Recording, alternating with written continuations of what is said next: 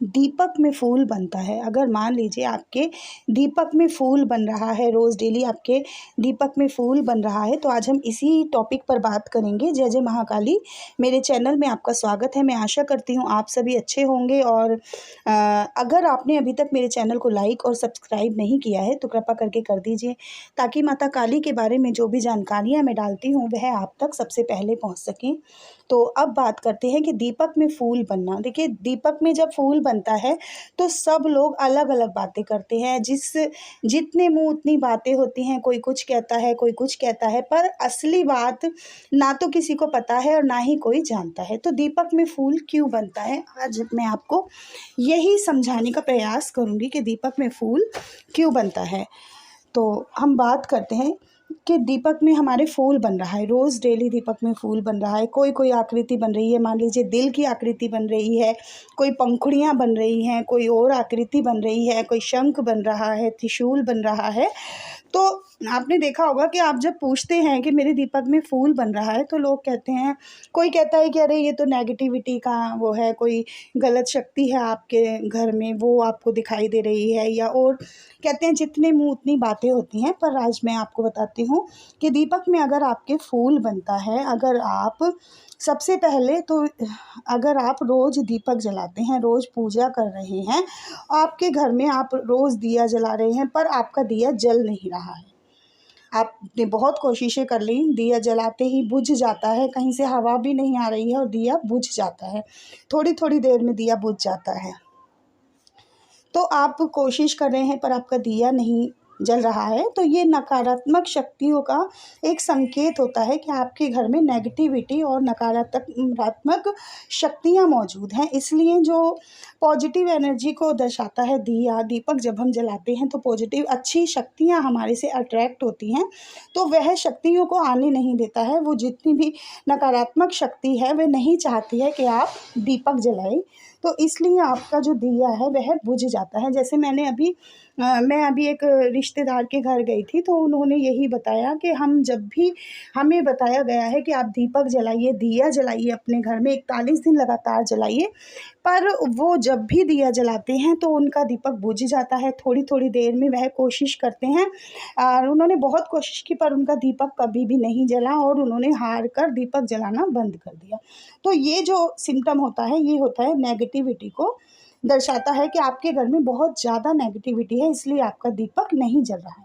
दूसरे नंबर पे, अगर आपके घर में दिव्य शक्तियाँ हैं, अच्छी शक्तियाँ हैं, अच्छी ऊर्जाएं हैं, तो आप जब भी दीपक जलाएंगे तो दीपक कभी भी बुझेगा नहीं, दीपक कभी भी बुझता नहीं है अगर आपके घर में अच्छी एनर्जी है। और फूल भी ज़रूर से ज़रूर बनता है। आप मान लीजिए किसी भगवान का नाम लेकर दीपक जलाते हैं, जैसे कि भोले बाबा मैं आपका आवाहन करती हूँ, इस ज्योत को स्वीकार कीजिए, इस दीपक को स्वीकार कीजिए और मेरे आवाहन पे आप दर्शन दीजिए। तो अगर आप इस तरह से आवाहन करते हैं, चाहे वह किसी भी देवी देवता का कीजिए, माँ दुर्गा का कीजिए, माँ काली का कीजिए, हनुमान जी का कीजिए, अगर आप आवाहन करके दीपक जलाते हैं तो आपके घर में दीपक पे फूल ज़रूर से ज़रूर बनेगा ही बनेगा। तो ये हो गया दिव्य शक्तियों का एक सिम्टम कि दिव्य शक्तियाँ आपके घर में, पॉजिटिव शक्ति आपके घर में विराजमान हो रही है। ठीक है। अब तीसरे नंबर पे, अगर आप रोज़ दिया जलाते हैं तो चाहे आपके घर में कितनी भी नकारात्मक शक्ति हो, कितनी भी गलत शक्तियाँ आपके घर में हो और आप हार नहीं मान रहे हैं, मान लीजिए दीपक बुझ जाता है और आप फिर भी दिया जलाते हैं, तो वो जो नकारात्मक शक्ति है उसको बहुत ही जोर पड़ता है, वह उसको घबराहट होती है, उसका दिल घबराता है और वह 41वें दिन, 40 दिन लगातार इसलिए ही बोला जाता है कि वह घबराकर आपका घर छोड़कर जाएगी ही जाएगी।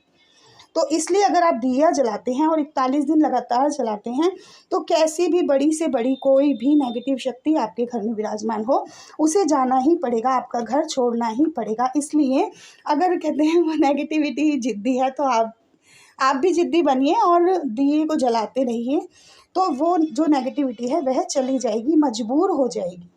तो 41 दिन में आपका घर एकदम से साफ़ हो जाएगा, स्वच्छ हो जाएगा। उसके बाद में आप गंगा जल छिड़किए और दीपक को रोज़ डेली जलाते रहिए। तो ये आपको समझ में आ गया होगा कि दीपक हमें किस चीज़ का और किस तरह से दीपक में फूल बनता है। अगर फूल बनता है तो वह पॉजिटिविटी का ही साइन होता है। पॉजिटिविटी, अच्छी शक्तियाँ, दिव्य शक्तियाँ आपके घर में वास कर रही हैं अगर दीपक में फूल बन रहा है। और अगर आपका दिया बुझ रहा है, दिए का तेल गिर गया है, दिया बुझे जा रहा है और अभी कहीं से हवा नहीं आ रही है, दिया जलाया, बुझ गया, गिर गया, टूट गया, तो ये जो सिम्टम होते हैं ये नेगेटिविटी के होते हैं।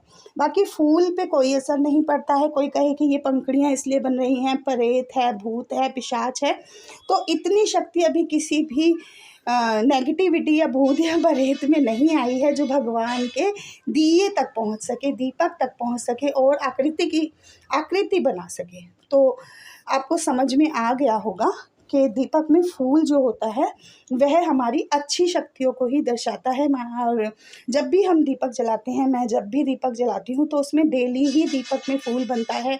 और आवाहन करते ही माँ का आवाहन होता है, माँ जोत पर विराजमान होती हैं, तो ये अच्छी शक्ति का एक साइन होता है। क्योंकि ये एक दिन में नहीं होगा कि आप चाहें कि आज ही मैंने दिया जलाया है, आज ही मेरे घर में फूल बनने लग जाए। इसके लिए बहुत ज़्यादा अभ्यास और बहुत ज़्यादा पूजा आपको करनी होती है, लंबे टाइम तक आपको पूजा करनी होती है। जब आप साल 6 महीने तक अगर आप लगातार पूजा करते हैं तो आपको एक नए नए अनुभव आपको प्राप्त होने शुरू हो जाते हैं। आपका ऑरा बनना शुरू हो जाता है, ऑरा डेवलप होना शुरू हो जाता है और आपका जो कुंडलिनी शक्तियां हैं वह ऊपर की तरफ उठना शुरू हो जाती हैं। ये बनने की बात हो रही है बहुत ज़्यादा। आप मतलब आपका ऑरा बनना शुरू होता है। ऑरा क्या होता है? एक हमारा सुरक्षा घेरा होता है, वह बनना शुरू होता है।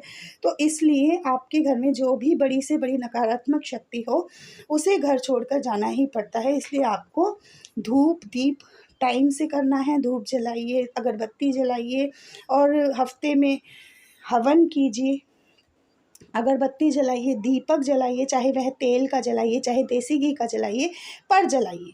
दीपक हमेशा पॉजिटिविटी को ही दर्शाता है, हमारे ईष्ट तक हमारी प्रार्थना को पहुंचाता है। तो इसलिए हमारी भक्ति और हमारे भगवान को हमसे मिलाता है, भक्त और भगवान का मिलन कराता है दीपक।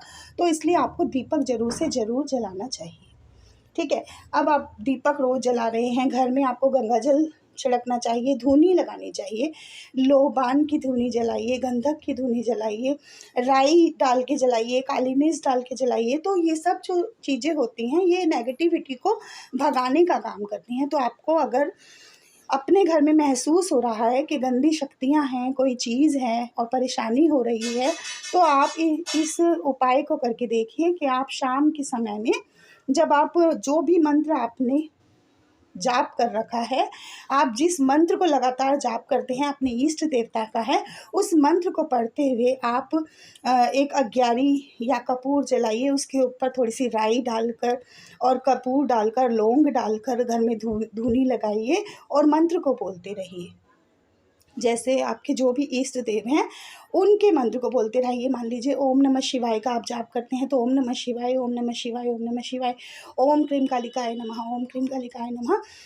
तो ये मेरा मानना है, पक्का अनुभव है कि आपके घर में जो भी नेगेटिविटी है वह चली ही जाएगी, वह आपके घर में टिक नहीं पाएगी। गंगा जल का आपको रोज़ से रोज़ छिड़काव करना है, दीपक जलाना है, धूप दीप जलानी है, अपने इष्ट को भोग प्रसाद चढ़ाना है।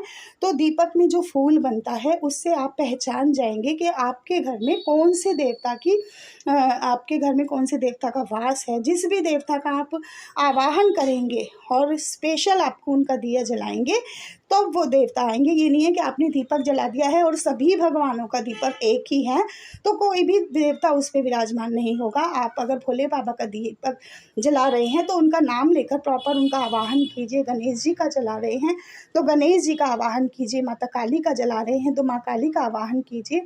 माता काली का सरसों के तेल का दीपक जलता है, आप सरसों के तेल का दीपक जलाइए, आप तिल के तेल का दीपक जलाइए, आप देसी घी का दीपक जलाइए, पर आप जलाइए। ना करने से कुछ करना बहुत ज़रूरी होता है। जय माँ काली।